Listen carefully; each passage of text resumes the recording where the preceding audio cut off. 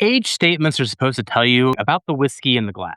But what happens when the whiskey actually tells you something different? I tasted this upcoming bourbon completely blind, and almost everything about it actually pushed me into thinking that it had a younger age statement. It was sweet, approachable, not especially oaky, and honestly, not all that complex. Then I got to see what was actually poured, and the reveal made me question how much age actually matters when you can't see the label. Curious what we're talking about?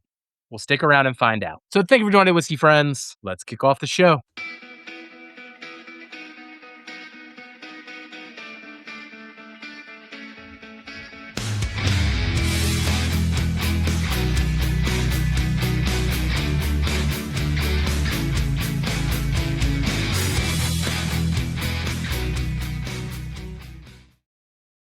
Hello again, whiskey friends. Thanks for joining, everybody, for another Blind Review Tuesday. Today's blind sample was provided by Todd Ritter over at the Bourbon Road Podcast. Be sure to check out the Bourbon Road wherever you listen to podcasts. But Todd enjoyed that first summer series so much, we are back for more. Now, all these are double blind, and this time Todd knew exactly what I was going to do with the sample. So I really have no idea what we have in store. But the blind box has been reloaded. We are going to review one of these samples here today, walking through the experience, walking through the palate, and then getting into the final scores. And then once we have the reveal, we'll learn a bit more about what he poured and what this brand has to offer. All right, so I'm going to pull one out randomly here.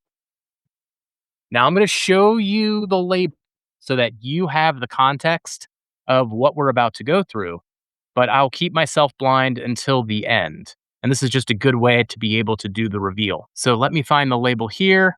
All right, now I'm going to let the camera do its thing. So hopefully that is zooming in there. I'm going to go left to right on this label so that you can read this label and you know what we're about to get into, but I do not. All right, so let's take this, and then what I like to do with these is to pour it into a black Glen as well. That way I don't even have the context of what we are enjoying here. Now, this go round, Todd actually did give me 2-ounce samples. So I have a little bit more to play with than I did the first time, which also means I can go back for a sip of this, even when it's not blind. All right, we're going to put that sample bottle away there. And we are blind for this review. Cheers, everybody. Let's get into this thing. On the nose on this one, coming across as a bourbon, getting a lot of like cereal off the top though. Special K, heck, maybe even Frosted Flakes, honestly, because there's that sweetness that's there. Some nice pie crust there, even taking me into even an apple pie-like range with the filling, the stewed apples, cinnamon sugar, brown sugar, covered in a powdered sugar. Not a lot of oak here on the nose. I'm thinking it's a bourbon off the bat, maybe around 6 years. It's like a little bit of a hint of a raspberry in the background too. Like there's a darker fruit trying to get above that brighter stewed apples. On the nose, I mean, I'm not clinging to a lot on this one. Just going to give it 7s across the board on its flavor profile and the complexity of the nose here. Just kind of starting out down the middle for me. We'll see if it redeems itself on the palate. Cheers, everybody. Let's go in for the first sip.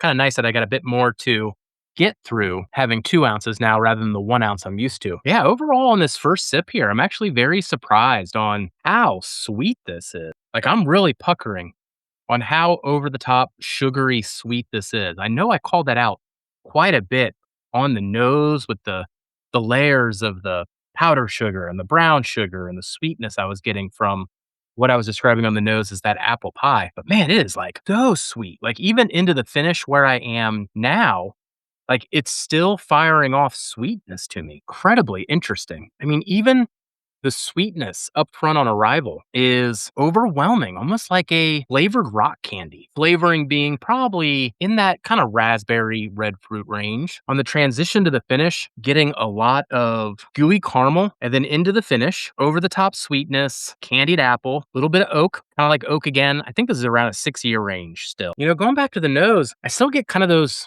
frosted flake elements, as I was saying, but it's not grainy on the palate whatsoever. So on arrival up front, Gonna give this one a 7.5. I mean, I generally like the sweetness and the flavors. There's just not a whole lot to it. I did give it a better mark on mouthfeel, though. It does have some nice viscosity to it, but generally speaking, it just continues to kind of be singularly focused for me. And that same pattern continued in the transition to the finish, generally just focusing on this over the top sweetness, though it definitely comes across more like a caramel candy. And then on the finish itself, the sweetness dials up.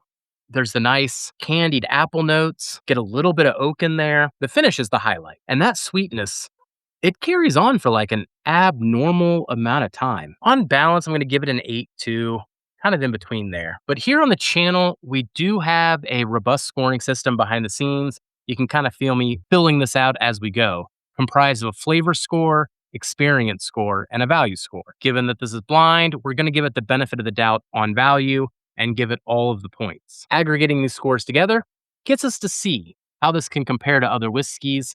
And for context, to be in my top 10 at the end of the year, you typically need to be an 88 or higher. And if I aggregate these scores all together, I end up with a 78 out of 100, which does feel a little low for what I experienced, but I'm not sure what I would give it any more points on. It's generally simplistic in nature. The flavor profile's nice and sweet and inviting, but just really didn't have anything to get me excited or grind my teeth into. All right, well, let's see what we're getting into here, because I am very, very intrigued now. I think this is a bourbon.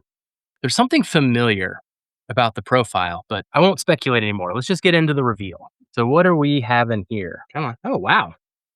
Penelope Collection, 10-year private estate. Man, really? Okay, this is Poor G. All right, I've got some trusty envelopes here. Oh my gosh. All the gushing I typically do over MGP. Really? I thought there were parts of me that wondered if it was MGP on the nose. Yeah, this is where the mind plays tricks on you. Now that I know it's 10 years, my mind is saying oak. Still getting that graininess. So if you follow the channel for a little bit here, there's always certain barrels of MGP that drive Kelsey and I crazy. And this one kind of lives in that range where, for some reason, I always think it's younger than it is, and it just never aged out of that particular note. I mean, even knowing it's 10 years here, I'm still getting that frosted flake note.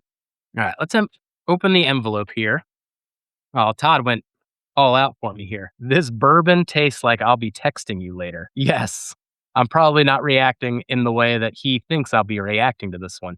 What the heck? Well, that explains quite a bit more. So, Penelope Estate Collection, 10-year private select bourbon, 10 years, 106.8 proof, MSRP $80, MGP barrels blended, a final mash bill of 74% corn, 20% rye, 5% malted barley, 1% wheat. I mean, it's wild to go back to this and be like, is that 1% wheat really possibly throwing me off that much, even not blind? Well, let me show my screen here. For those that may be unfamiliar, here is what this bottle looks like and what this label looks like on the Penelope private estates. But yeah, here's a good view here. Oh, wait, look. Even 106.8 proof, right there on that one. Very surprising review on this one. Though a part of me is not surprised as well, because Durrell got me a bottle once that was this Penelope Estate Collection, and I wasn't as high on it as others either. So have you had the Penelope Estate Collection 10-year? What do you think of these Penelope Estates? Let me know what you think in the comments. And just remember, while you can always find more whiskey, you can never have enough whiskey friends. So take care of those around you, and we'll catch you on the next one. Goodbye, everybody.